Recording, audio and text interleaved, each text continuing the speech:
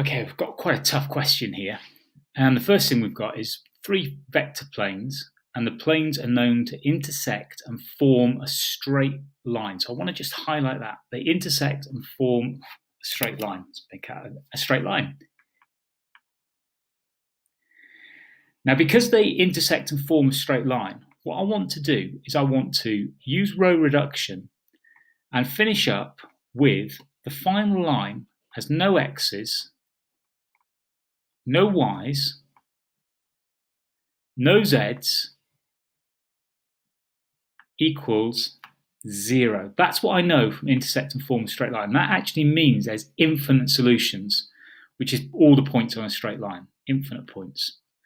So using row reduction, what I do is I write out the plane equations I'm given into this, which is actually called a matrix. So 3 minus 1, a, 4, and so on. And I want these two to be 0 on my first pass through, if you like. So what I've done is I've taken that and I multiplied everything through by 2. I've multiplied all of this by 3. And I multiplied all of this by 6. Now I can do this one, take away this one, and this becomes a 0. I can do this one, take away this one, and this becomes a 0. And that's basically your first aim on the first pass through, is to get these two as 0. It doesn't matter what I have on the top row. So I'm doing this, take away this, 0, minus 2, minus 9, minus 11. 2a minus 3 gives me plus 3, and 8 minus 3 gives me 5. And then 6 minus 3 is going to give me 0. Minus 2 minus 90 is add 88.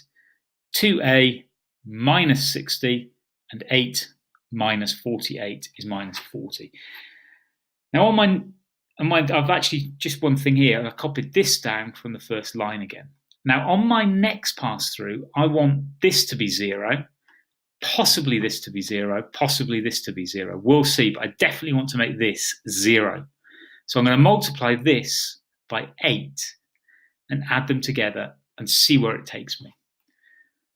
So what I've got here is b, everything there multiplied by 8.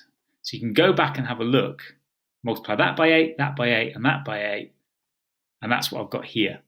And now I'm ready. If I add these two together, this becomes 0. So my first two lines written out again as normal. This, add this, 0. This, add this gives me 18a. This, add this, minus 36. And these two become 0. Now, if you go back to what I said at the beginning, we want this final line to be 0, 0, 0, and 0. Well, we're almost there. We're almost there. We just want this thing in here to be 0, and then we've got infinite solutions in a straight line. So we've got this must be 0 to give a straight line. So A has to be 2 with a bit of algebra.